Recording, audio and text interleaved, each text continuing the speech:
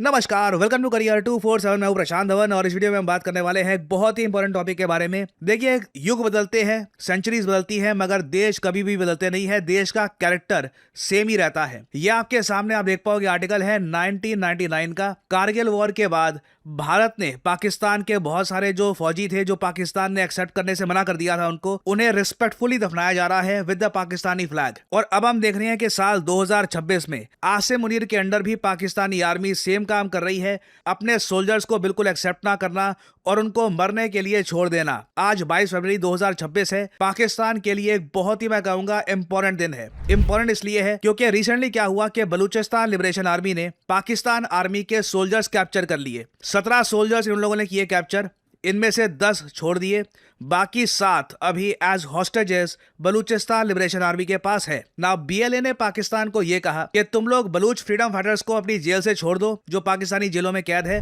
उसके बदले में ये लोग पाकिस्तानी सोल्जर्स को छोड़ देंगे। अब अजीब बात देखिए, इनिशियली पाकिस्तान की आर्मी और इनकी गवर्नमेंट ने मना कर दिया, डिनाई कर दिया कि पाकिस्तान के कोई भी सोल्जर्स बीएलए के पास है। उसके बाद बलूचिस्तान लिबरेशन आर्मी ने यह वीडियो करी रिलीज और ये बोला कि 22 फरवरी, मतलब कि आज तक का इन लोगों के पास टाइम है। आज में बीएलए की शर्तें नहीं मानी गई तो बीएलए इन सोल्जर्स को मार देगा। और जब से बीएलए ने जो वीडियोस मैं आपको दिखाने वाला हूं ये करी है रिलीज, पाकिस्तानी आर्मी और इनकी गवर्नमेंट ये बिल्कुल चुप हो चुकी है और पाकिस्तानी मीडिया में कंप्लीट ब्लैकआउट है अपने सोल्जर्स के इशू को लेकर। नाउ इंडियन पर्सपेक्टिव से ये न्यूज बहुत ही ज्यादा इंपॉर्टेंट है कि जो भी यहाँ पे हो रहा है ना, ये पाकिस्तानी मिलिट्री के मनोबल को बुरी तरीके से इम्पैक्ट करने वाला है। चाहे पाकिस्तान का मीडिया जितना भी इस न्यूज को दबा ले, पाकिस्तानी आर्मी में ये न्यूज अच्छे से फैल जाएगी कि जब कभी पकड़े गए कल को तो ये हाल होगा, पाकिस्तान तुमको अबैंडन कर देगा। और इतिहास में आप देख लीजिए, एक बहुत ही इंटरेस्टिंग कोट है by the 30th president of USA Calvin Coolidge. World war 1 जब खत्म हो चुकी थी, उसके बाद अमेरिका को रीबिल्ड करने का टाइम था, उस वक्त कैल्विन कूलिज बने थे यूएसए के प्रेसिडेंट। और इनकी एक बहुत ही फेमस कोट है, मुझे पर्सनली बहुत अच्छी लगती है। इन्होंने ये कहा था, the nation which forgets it's defenders, एक ऐसा देश जो अपने डिफेंडर्स इस केस में एक बहुत ही ब्रॉड वर्ड है। एक स्पाई जो आपके देश के लिए स्पाइंग कर रहा है कहीं और, वो भी आपके देश का एक डिफेंडर ही माना जाएगा, आपके देश के लिए काम कर रहा है। आपके देश के सोल्जर्स, इंटेलिजेंस ऑफिसर्स, ये सब देश के डिफेंडर्स हैं। एक ऐसा देश जो अपने डिफेंडर्स को भूल जाता है ना, इतिहास उस देश को भी भूल जाएगा। ये बात कैल्विन कूलिज ने कही थी। The nation which forgets it's defenders will itself B forgotten. बहुत ही हार्ड हिटिंग कोट है और आप अगर प्रैक्टिकल सेंस में देखें तो बहुत ही सही कोट है, क्योंकि एक बार एक मान लीजिए एक कंट्री का जो यूथ है वहां पे ये बात फैल गई कि देखिए कि आदमी की जो नौकरी है वो ठीक है, अपनी जगह है, बट कल को दुश्मन ने पकड़ लिया ना तो सरकार बिल्कुल आपको छोड़ देगी, सरकार आपको एक्सेप्ट करना बंद कर देगी कि आप उनके सोल्जर हो भी ना हो। ऐसे केस में क्या होता है कि सोल्जर्स का मनोबल टूट जाता है और कई ऑपरेशंस में जहां पे आप एक्सपेक्ट करते हैं कि सोल्जर्स ब्रेवली आगे जाएं, सोल्जर्स बिल्कुल अपना ध्यान रखकर पीछे रहते हैं, क्योंकि उनको पता होता है कि मेरे घर में मेरे पेरेंट्स हैं, उनका ध्यान कौन रखेगा, मेरा देश तो मुझको अबैंडन कर देगा ना। इधर आप देख पाओगे ये वीडियो के कैप्चर्ड पाकिस्तानी सोल्जर की। नाम शम्स तमरे से वल्द मोहम्मद कुरैश। मैं केपीके जिले स्वाबी का रहने वाला हूँ। मैं अक्टूबर 2022 में भर्ती हुआ हूँ। अभी मेरा रैंक 9 के मैं कराची छुट्टी जा रहा था। रास्ते में बीएलए वालों ने हमें पकड़ लिया और अभी हम उनके पास ही है। तो अभी मैं पाकिस्तान आर्मी से गुजारिश करता हूँ कि इनकी जो डिमांड है वो अच्छी तरीके से पूरा किया जाए ताकि ये लोग हमें रिहा करें। और ये एक और वीडियो आपके सामने। आर्मी किस तरह बोल सकती है कि ये हमारे बंदे नहीं है? ये काट के आर्मी का ये ना, इन्होंने हमें बना के दिया ना, हमने खुद तो थोड़ा बना लिया। ये चनाजी काट मेरा देख ले, ये भी पाकिस्तान ने मुझे बना के दिया। ये अभी किस तरह कह रहे हैं कि ये हमारे बंदे नहीं है? मैं दरगाह करता हूँ खुदा के लिए मेरा मालिक मजदूर है, मैं करके बड़ा सब इस बात को ना करे कि ये हमारे बंदे नहीं है। आप लोगों ने मुझे भर्ती क्यों किया था? ये कहने लगे कि हमारे बंदे नहीं है। ये काट किस चीज के लिए दी है? ये आप लोग क्यों कह रहे कि ये वीडियो झूठी, ये वीडियो हकीकत है? आपका नाम क्या है? नाम दीदारुल्लाह। वालिद का नाम? निजारुल्लाह। इलाका? केपीके पिशावर बुनेर। और आपने आर्मी कब ज्वाइन किया? मैंने 2025 में। आपका रैंक कौन सा है? सिपाही। आप कौन से यूनिट से ताल्लुक रखते हैं? मैं 15 पे से ताल्लुक रखता हूँ, 33 डेढ़ से। आपको आर्मी नंबर कौन सा है? मेरा आर्मी नंबर है 34,653। आप डिवीजन या ब्रिगेड कौन सा है? मेरा 33 डिवीजन है। अब जिस तरीके से बीएलए ने ये वीडियो करी है रिलीज, जहां पर सैनिकों का जो आईडी कार्ड है ये दिखाया गया है, जो नंबर है, जो रैंक है, जिस डिवीजन से वो बिलोंग करते हैं ये भी स्पेसिफिकली बोला गया है, उसके बाद से पाकिस्तानी गवर्नमेंट और इनकी आर्मी बिल्कुल चुप है। अब दूसरी तरफ आप एक बात ये भी नोट करो कि बलूचिस्तान से रिपोर्ट ये आ रही है कि पाकिस्तान की आर्मी यहाँ पे निहत्ते सिविलियंस को उठा रही है और मास स्केल पर एक्स्ट्रा जुडिशियल किलिंग्स हो रही हैं। यहाँ पे आप देख पाओगे BYC की रिसेंटली रिपोर्ट सामने आई है जहाँ पे इन लोगों ने क्लेम किया है कि the committee documented at least 19 death in a single month, एक महीने में 19 मौतें यहाँ पर हुई है और साथ में वार्निंग भी दी है कि हो सकता है कि जो रियल नंबर है ये इससे कई गुना ज्यादा हो। बेसिकली हो क्या रहा है, बलूचिस्तान में सिंस अब कई गाँव में, कई इलाकों में बीएलए काफी पॉपुलर हो रही है। जो आम जनमानस है वो बीएलए की जो सोच है एक इंडिपेंडेंट बलूचिस्तान की, उसकी तरफ आकर्षित हो रहा है। अब पाकिस्तान की मिलिट्री, इनकी इंटेलिजेंस ग्राउंड लेवल पर जहां भी उनको कोई आदमी दिखता है जो बीएलए को ज्वाइन कर सकता है या फिर बीएलए से उसके ताल्लुक है, उसको टारगेट कर रही है। इसमें काफी बार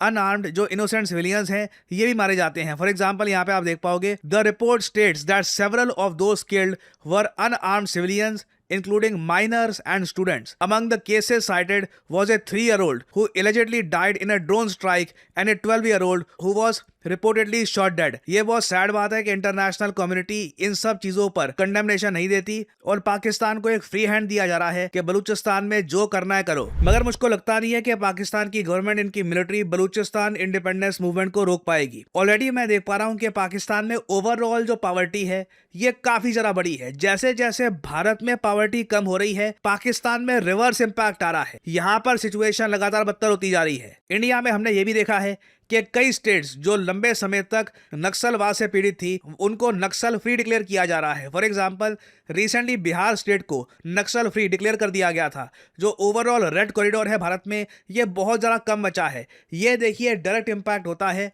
जब लोगों के लिविंग स्टैंडर्ड्स इंप्रूव होते हैं और ओवरऑल पॉवर्टी कम होती है। पाकिस्तान में सिंस पॉवर्टी एक्सप्लोड कर रही है, इनइक्वालिटी 27 साल के हाई पे जा चुकी है। यहाँ पे आप देख पाओगे Pakistan poverty has surged to an 11-year high और 29% with 70 million people now in extreme poverty. 70 million होता है 7 करोड़, मतलब कि इनकी जो आबादी है रफली 23-24 करोड़ के आसपास, उसमें से 7 करोड़ लोग एक्सट्रीम पॉवर्टी में है और इसमें से ज्यादातर लोग बिलोंग करते हैं बलूचिस्तान प्रोविंस में और पाकिस्तान। क्योंकि पाकिस्तान कर क्या रहा है कि बलूचिस्तान के जो मिनरल्स हैं, जो रेयर अर्थ मिनरल्स हैं, ये दुनिया को प्रेजेंट करके इन्वेस्टमेंट अट्रैक्ट करने का प्रयास कर रहा है, बट ग्राउंड लेवल पर बलूचिस्तान के लोगों को इसका कुछ भी फायदा नहीं मिल रहा। और आने वाले समय में आप क्या देखोगे कि पाकिस्तान की होने वाली है मास मिलिट्री डिप्लॉयमेंट इन बलूचिस्तान। रिसेंटली पाकिस्तान के रक्षा मंत्री ने एक स्टेटमेंट दी थी। इन्होंने ये कहा था कि पाकिस्तान के जो ट्रूप्स है ये हैंडीकैप्ड है। इसका मतलब ये नहीं है कि सभी ट्रूप्स दिव्यांग है। इसका मतलब ये है कि बलूचिस्तान साइज में इतना ज्यादा बड़ा है कि हर जगह वहां पर पेट्रोलिंग करना ऑलमोस्ट इम्पॉसिबल है। यहाँ पे आप देख पाओगे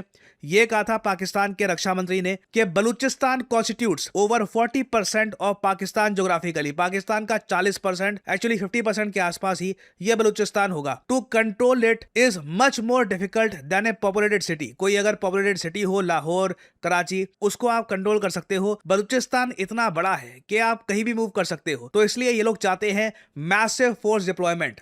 इसमें लोगों का प्लान ये है कि भारत की जो बॉर्डर है वहां से काफी सारे सोल्जर्स, उसके अलावा एडिशनल सोल्जर्स की रिक्रूटमेंट करके एक बड़ी मिलिट्री फोर्स ये डिप्लॉय करेंगे इन बलूचिस्तान, ताकि बलूचिस्तान के जो मिनरल्स हैं इन्हें ये एक्सट्रैक्ट करके एक्सप्लॉइट कर पाए। बट ये बोलना आसान है, ग्राउंड लेवल पर करना ये बहुत ही मुश्किल होगा। पाकिस्तान के रक्षा मंत्री ने ये भी बोला कि बलूचिस्तान में जो ट्राइबल एल्डर्स हैं, जो ट्राइब के वहां पे लोग हैं, जो ब्यूरोक्रेसी है वहां पर, उसके अलावा जो लोग सेपरेटिस्ट मूवमेंट चला रहे हैं, ये एक नेक्सस बना चुके हैं। बेसिकली बलूचिस्तान में ना एक आबादी में ही आज के समय एक अंडरस्टैंडिंग आ चुकी है कि पाकिस्तान से आजाद होना है। कोई ब्यूरोक्रेट भी वहां पे होगा, कोई जो वहां पर लोकल गवर्नमेंट भी चलाता होगा, वो भी काफी हद तक आज के समय बलूचिस्तान फ्रीडम की कॉज के लिए ही काम कर रहा है, डायरेक्टली या इनडायरेक्टली। तो आने वाले समय में मैं आपको बता दूं, पाकिस्तान की मैसिव डिप्लॉयमेंट होने वाली है बलूचिस्तान में। जब ये डिप्लॉयमेंट होगी, इससे रिलेटेड मैं आपके लिए जो अपडेटेड वीडियोस हैं ये लाता रहूंगा। और फाइनली यहाँ पे आप लोगों से मैं एक सवाल पूछूंगा, भारत ने हाल ही में एक माइनिंग पैक्ट साइन किया है किस देश के साथ? ये है यहाँ पे आपकी ऑप्शंस, चाइना, कनाडा, ब्राजील या फिर जापान। कमेंट सेक्शन में करिए उत्तर। जो लोग देंगे सही आंसर उनकी कमेंट को मैं दे दूंगा हार्ट, ताकि बाकी लोग समझ पाएं कि सही उत्तर क्या है। नाउ आपने ऐसे आर्टिकल्स बहुत देखे होंगे कि भारत में ग्रेजुएट्स तो बहुत सारे प्रोड्यूस हो रहे हैं, मगर इनमें से बस 40% के आसपास एम्प्लॉयबल है। बाकी 60% में स्किल्स की कमी है। और स्किल्स कौन सी चाहिए? आप देख पाओगे इन रिपोर्ट्स में साफ साफ लिखा हुआ है कि डिमांड है आर्टिफिशियल इंटेलिजेंस, डेटा एनालिटिक्स और डिजिटल स्किल्स की। और जिस तरीके से भारत में लगातार डेटा सेंटर्स बनाने की बात की जा रही है, भारत के रीसेंट एआई समिट में भी बताया गया है कि भारत में बहुत सारे डेटा सेंटर्स बनाए जाएंगे। सबसे ज्यादा डिमांड भारत में होने वाली है डेटा साइंटिस्ट की।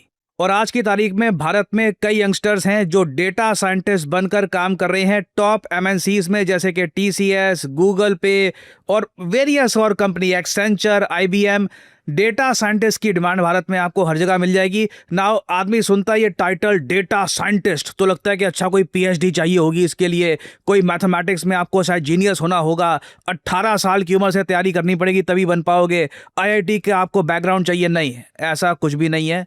मैं आपको बता दूं, बहुत सारे सक्सेसफुल डेटा साइंटिस्ट आते हैं इंजीनियरिंग, इकोनॉमिक्स, कॉमर्स और even completely non technical background से भी आ सकते हैं।